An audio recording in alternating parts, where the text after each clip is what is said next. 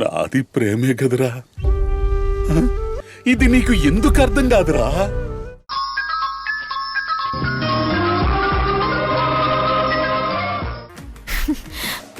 మావయ్య, నువ్వు కోమలోకి వెళ్ళకపోతే మాకి గతి పట్టేది కాదు.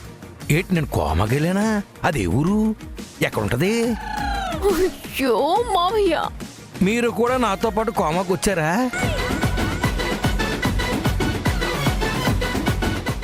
నీ దెబ్బకి మేం కోమాలకు పోయేటట్టున్నాం. నువ్వు గమ్మునుండయా మార్తిరో. ఇదిగో నా గదిలోకి వచ్చి నా చెరువు పక్క ఉంటూ మీ ఇద్దరు నా బుర్ర తింటూ పైగా నన్నే గమ్మున ఉండమంటారా? వెళ్ళండి, ముందు మీరిద్దరు ఇక్కడ నుండి బయటికి వెళ్ళండి. వెళ్ళండి మీరిద్దరు ఎక్కడుండి. రేపటి నుండి మీరు ఏం మాట్లాడుకున్నా గది బయటే మాట్లాడుకోండి. ఏమయ్యా, నీ వయసుకి తన వయసుకి సంబంధమే లేదు. తనేమో మొగుడుతో సంసారం చేశాను అని బాధపడుతుంది, నువ్వేమో అంతకంటే ఎక్కువగా ఏడుస్తున్నావు. మీరిద్దరూ ఏదో తేడాగా ఉన్నారు. నన్నేమో మామయ్య కాని మామయ్య అంటున్నావు. మరి ఈడు నీకు మొగుడు మావయ్య, సరే మీరిద్దరు ఏంటైతే నాకెందుకు కానీ బయటపడి. డాక్టర్ డాక్టర్ గారు, డాక్టర్ గారు, వీళ్ళెవరో నాకు తెలదండి. దయచేసి వాళ్ళని నా గదిలోకి రానివ్వకండి. వీళ్ళు మాట్లాడే మాటలు వింటుంటే నా చెవుల్లోంచే కాదు నవనాడుల్లోంచి రక్తం వచ్చేలా ఉంది. వీళ్ళిద్దరిని పంపించండి ప్లీజ్. పేషెంట్ని డిస్టర్బ్ చేయకండి, దయచేసి బయటికి వెళ్ళండి ప్లీజ్. ప్లీజ్ సార్, మీరు నన్ను వదలండి. పద మధు.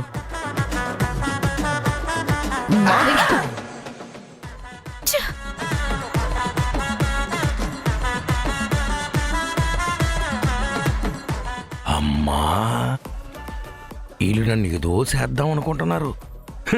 నేను తెలివైన వాడిని, వీళ్ళు నన్ను బురిడి కొట్టెచ్చలేరు.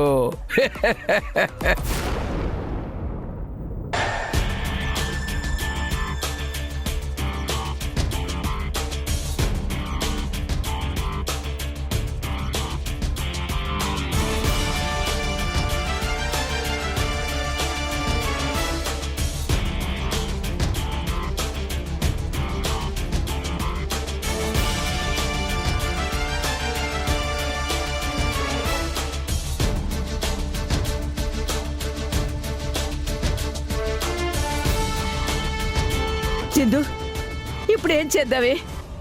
సడన్ గా దాము ఢిల్లీ వెళుతుందని నేను కూడా ఊహించలేదు. అదే అర్థం కావడం లేదు భాగ్యం. అత్తయ్య ఢిల్లీ వెళ్దాం అన్నప్పుడు నా కాళ్ళు చేతులు ఆడలేదు.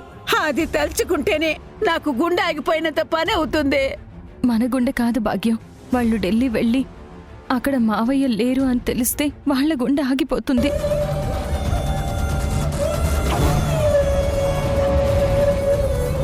ఇన్నాళ్ళు దమయంతి ఏమైపోతుందో, యశ్ ఏమైపోతాడోనని నువ్వు దాచిపెట్టిన నిజం. అమ్మో, వాళ్ళకి తెలిస్తే ఏమైనా ఉందా? అక్కడ కుప్ప కూలిపోతారే.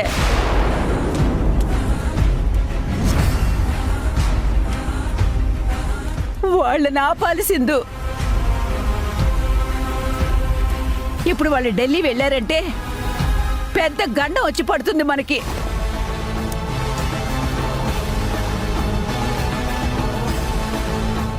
ఏదో ఒకటి చేసి వాళ్ళని ఆపవే. నేను ఏం చేసినా వాళ్ళని ఆపలేను భాగ్యం, నా చేయి దాటిస్తుంది. అయ్యో,